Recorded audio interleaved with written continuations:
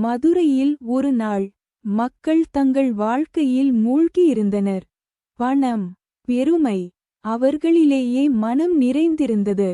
அந்த நேரத்தில் ஒரு பிச்சைக்காரன் நகரில் வந்தான்.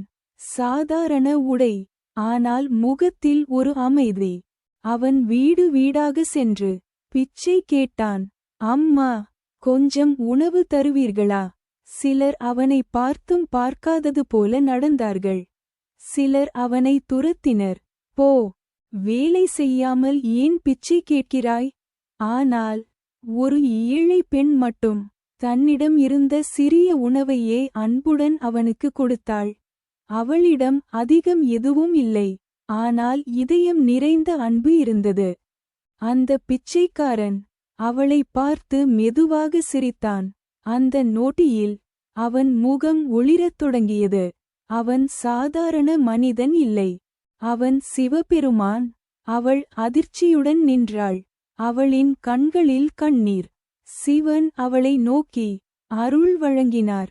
அந்த நாளில் மதுரை ஒரு உண்மையை கற்றுக்கொண்டது.